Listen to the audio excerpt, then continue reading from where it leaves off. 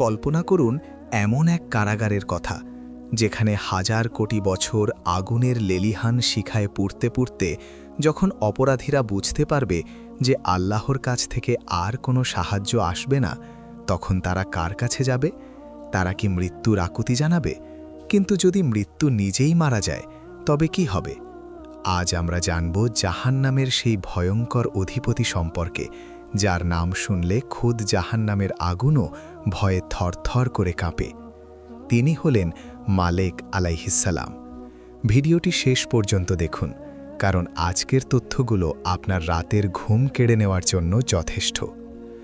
আমরা সাধারণত জান কবচকারী ফেরেশতা আজরাইল আলাইহিসসালামকে অনেক ভয় পাই, কিন্তু মনে রাখবেন তিনি কেবল একবারই জান কবচ করবেন।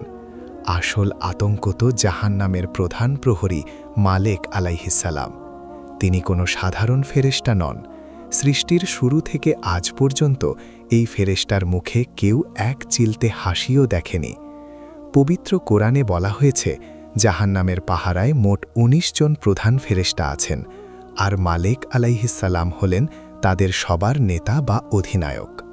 নবীজি সাল্লাল্লাহু আলাইহি সাল্লাম যখন মেরাজের রাতে আসমানে গিয়েছিলেন, তখন সব ফেরেশতা তাকে হাসি মুখে স্বাগত জানিয়েছিলেন, কিন্তু শুধু একজনের মুখ ছিল থমথমে এবং গম্ভীর। তিনি ছিলেন মালেক আলাইহিস সালাম।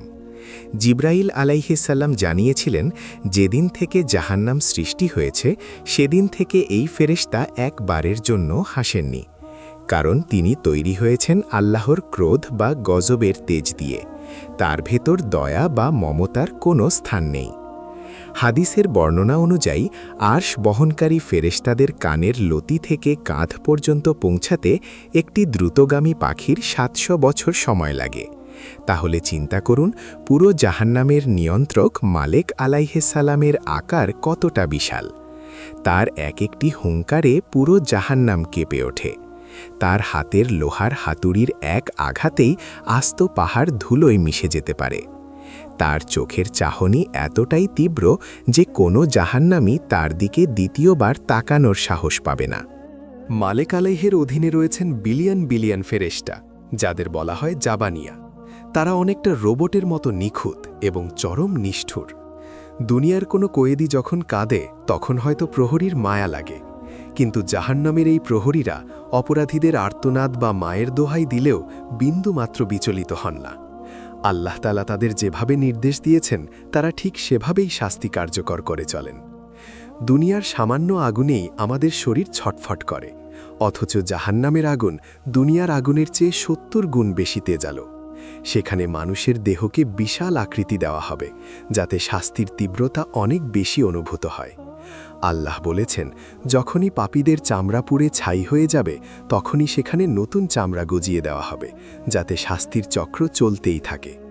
এভাবে কোটি কোটি বছর ধরে বিরতিহীনভাবে চলবে এই অসহনীয় দহন।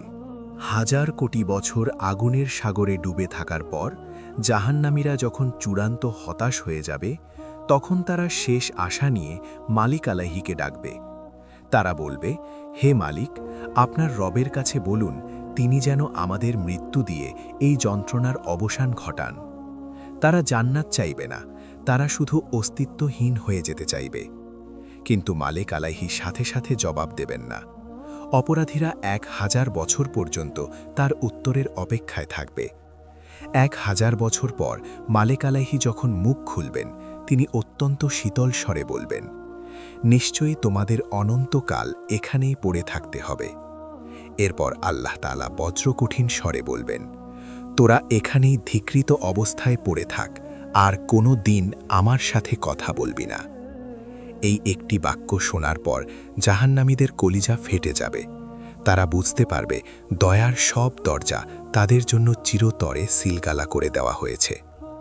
এরপর জান্নাত ও জাহান্নামের মাঝখানে মৃত্যুকে একটি ধূসর দুম্বার আকৃতিতে এনে জবাই করা হবে। ঘোষণা করা হবে, হে জাহান্নামের অধিবাসীরা, আজ থেকে আর কোনো মৃত্যু নেই, তোমরা এখন চিরঞ্জীব।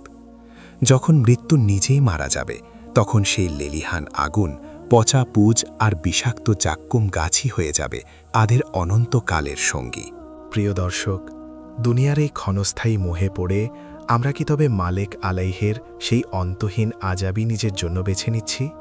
5 মিনিটের এই ভিডিওটি হয়তো আপনার জীবনের মোড় ঘুরিয়ে দিতে পারে। হে আল্লাহ, আমাদের প্রত্যেককে জাহান্নামের সেই ভয়াবহ আগুন থেকে রক্ষা করুন। আমিন। আমাদের আজকের এই আলোচনাটি কেমন লেগেছে তা কমেন্টে জানাবেন। ভিডিওটি ভালো লাগলে লাইক দিন এবং আরও এমন ইমানি ভিডিও পেতে আমাদের চ্যানেলটি সাবস্ক্রাইব করে পাশে থাকা বেল আইকনটি বাজিয়ে রাখুন। জাযাকাল্লাহু খায়রান।